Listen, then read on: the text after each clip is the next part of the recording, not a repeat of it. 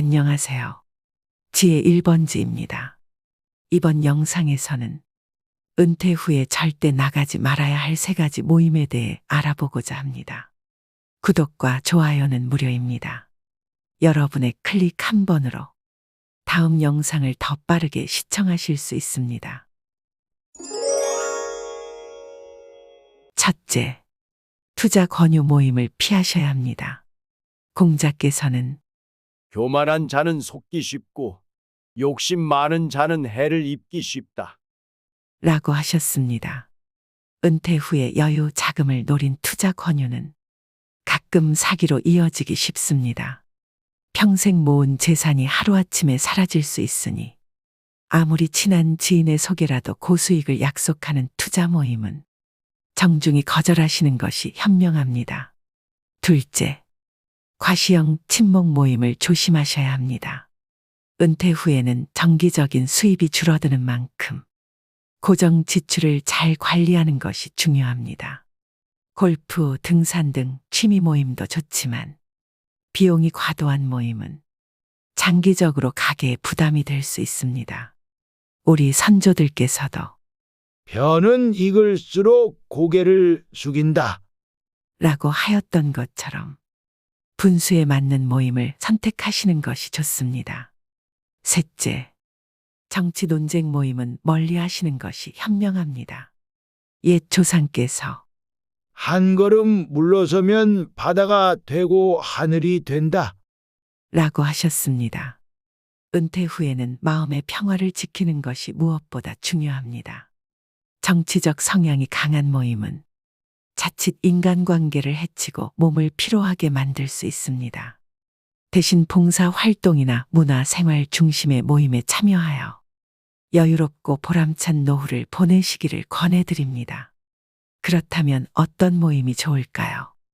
매일 아침 공원에서 만나는 산책 친구들과 함께 걷다가 평상시에 앉아 도시락 나눠 먹는 재미가 있으니까요.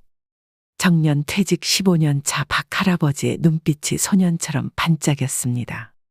일주일에 2번이나 지역 아동센터에서 아이들한테 책을 읽어줘요.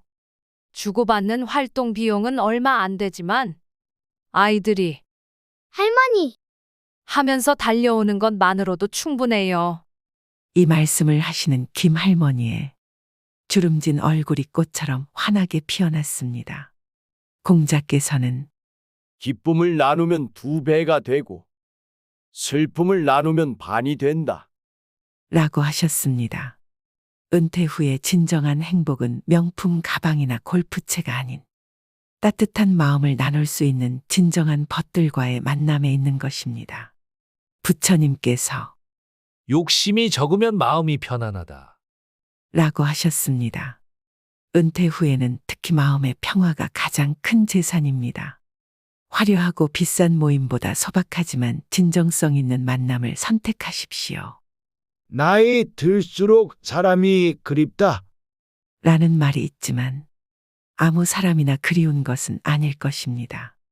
마음을 편하게 해주는 사람, 웃음을 선물하는 사람, 지혜를 나누는 사람, 그런 분들과의 소중한 만남이야말로 은퇴 후 인생의 가장 큰 축복이 될 것입니다. 사마광의 자치 통감에는 나이 들수록 배움에 더욱 힘을 써야 한다. 라고 하였습니다. 은퇴 후에야 말로 평소 배우고 싶었던 것들을 익히기에 좋은 시기입니다.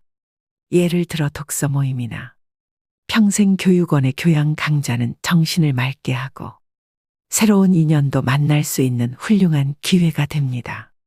퇴계 이황 선생께서는 건강한 몸에 건강한 정신이 깃든다. 라고 말씀하셨습니다. 적당한 운동 모임은 신체 건강뿐만 아니라 정신 건강에도 매우 이롭습니다. 다만 과하지 않은 선에서 즐기시는 것이 중요합니다. 아침 산책 모임이나 태극권 동호회 같은 온화한 운동 모임을 추천드립니다.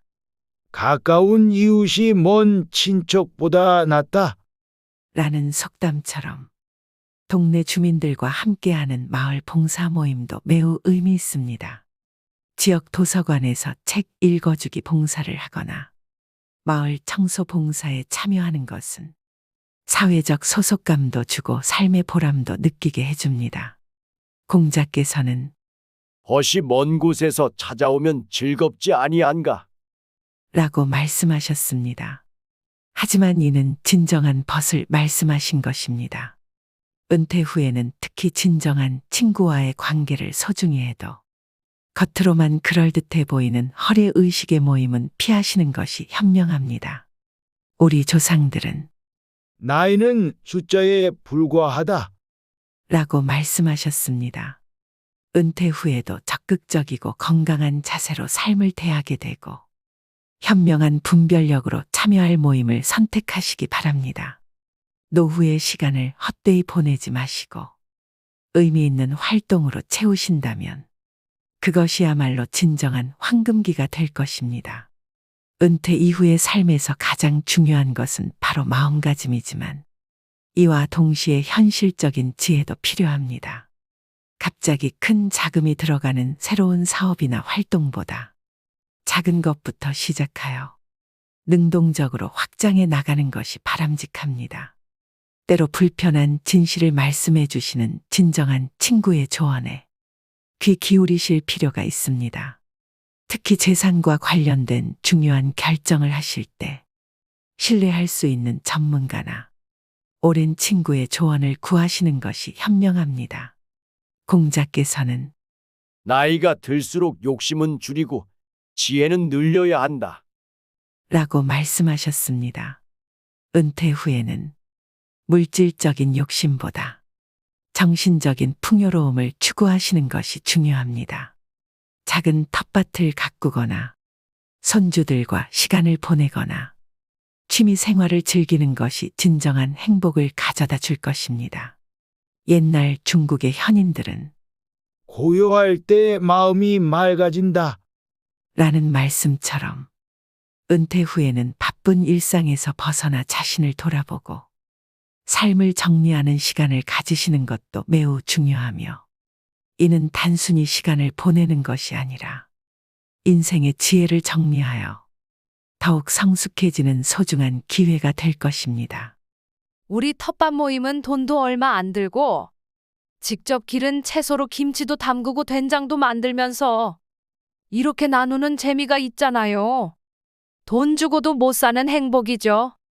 아파트 뒤편의 작은 텃밭에서 만난 김 할머니의 얼굴에는 뿌듯한 미소가 가득했습니다. 우리 노래 교실에서는 나이도 직업도 잊어버려요. 그저 좋아하는 노래 부르면서 스트레스도 날리고 한 달에 10,000원이면 이런 행복을 누리니 이게 바로 효자 모임 아니겠어요. 복지센터 노래 교실에서 만난 박 할머니의 말씀에 다들 고개를 끄덕이셨습니다. 반면 이런 모임은 조심하셔야 합니다. 처음엔 무료 간식과 선물 준다고 해서 갔는데 어느새 고가의 건강식품을 사고 있더라고요. 거절하기도 민망하고 좀 그래서 한 어르신의 씁쓸한 경험담입니다. 은퇴하면 시간이 많으니까 주식하자고. 지금은 퇴직금의 반도 못 찾고 있어요. 회사 근처 카페에서 만난 할아버지의 한숨 소리가 아직도 귓가에 맴돕니다. 여러분, 은퇴 후의 행복은 멀리 있지 않습니다. 화려한 명함이나 비싼 모임이 아닌 소소하지만 확실한 기쁨, 부담 없이 나눌 수 있는 대화, 마음이 따뜻해지는 만남이 우리의 황금빛 노후를 더욱 빛나게 할 것입니다.